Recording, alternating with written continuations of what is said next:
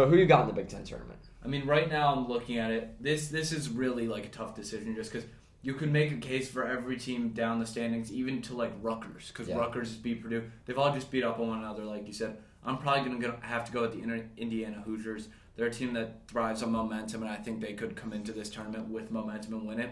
With that being said, you could really make a case for quite a few teams in this tournament. Yeah, as I said, I really, really like Illinois, actually. They almost beat Indiana a few weeks ago on the road, and playing this game at the United Center in Chicago would be good for them. Yeah. And I also think Iowa's been streaking, and I might be biased, though, because the only Iowa basketball I've watched was the game against Michigan State, and then where they blew out Indiana. So I might be biased, but if Indiana can get the double bye, I do believe they're the best team in the Big Ten, especially since they bested Purdue twice now. So I guess I'll go with Indiana, but really hesitantly. But I think if you want to bet, a good value pick could be Illinois or Iowa, because I think they compete every night, and I don't really like what Purdue's been giving me. So we'll see. But really in the tournament and real March Madness, I don't know how much I trust the Big Ten, but obviously we'll get more into that next week. How about the Big 12? Really, what will be the most competitive tournament? The Big 12, I was going to say, probably the most talented conference in college basketball, and they've yet again just been beating up on each other all year long. But I think one team stands out above the rest. If you don't know who I'm talking about, it's the Kansas Jayhawks.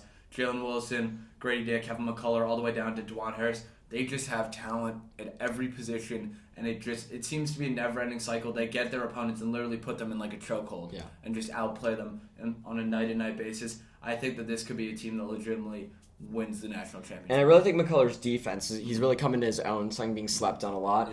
Preseason, I picked Indiana in the Big 10. Preseason, I picked Baylor in the Big 12, and I want to stick to that. Keontae George's injury scares me a bit because he's one head of that three-headed monster they have in their backcourt. But let me tell you this, they're the best three-point shooting in the Big 12. And when they win games through that 3-and-D, and honestly, that's how they won their title 2 years ago. So I think L.J. Cryer is going to be the key piece. He needs to have a big game against Kansas, and they've lost to Kansas this season before.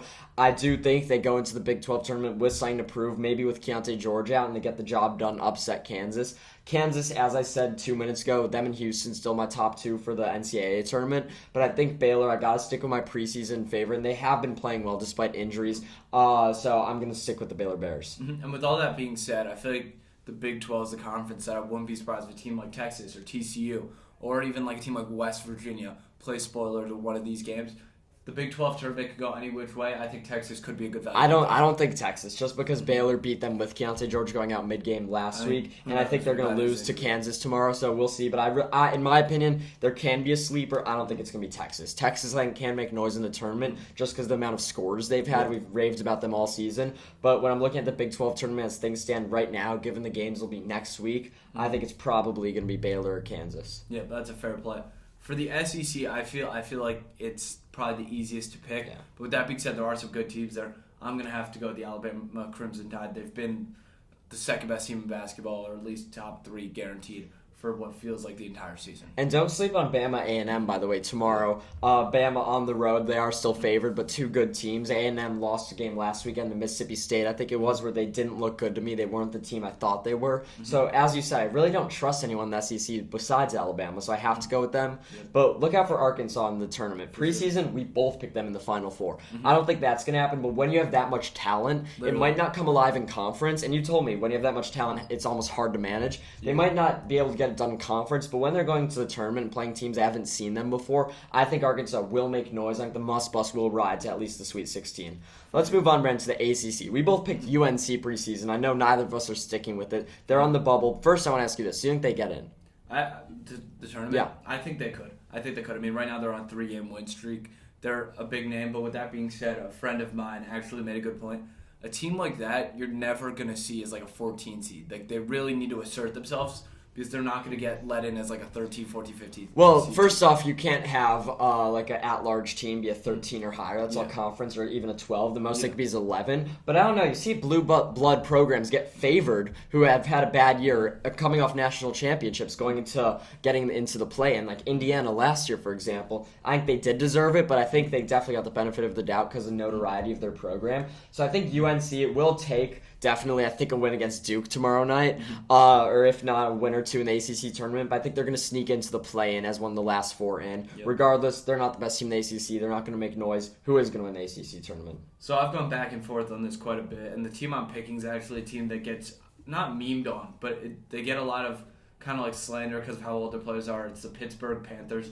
They've been playing very well all year. They've had some huge games, and they're a big momentum team. They lost, I know at the beginning of the year, they dropped like 3 games in a row. They went on to win like 8 or 9 games in a row.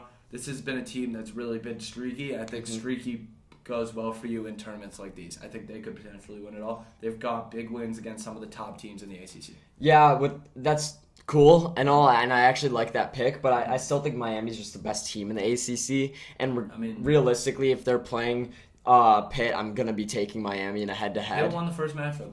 Where was it though? Pitt won the first matchup. I think it was in Pittsburgh. It was. So I'm taking Miami on the neutral court. Pac-12. I think this is probably a 2-horse race. Yeah. Who you got? Arizona or UCLA? So the interesting thing about this is I picked UCLA preseason.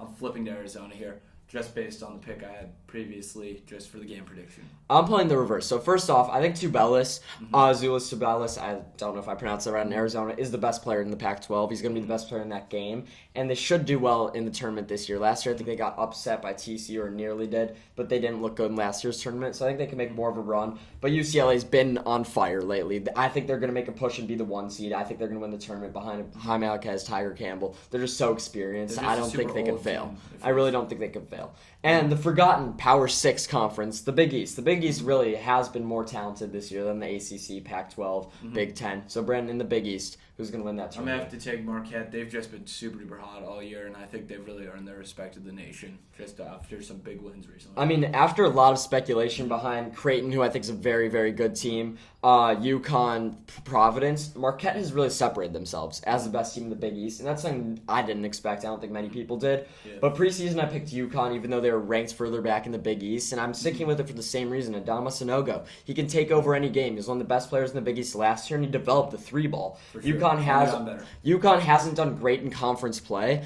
but I really do think they're just as good of a team as Providence, Marquette, Xavier, Creighton. So I'm going to take UConn there, but I think Creighton is a team that can make a run in March Madness. They're a sleeper team if they can catch fire in the right places. There's a reason they're ranked so high preseason. So Marquette may be the best now, but when I'm looking at the tournament, they're probably my 3rd favorite Big East team. Could really go any which way in the Big East, I feel, at least.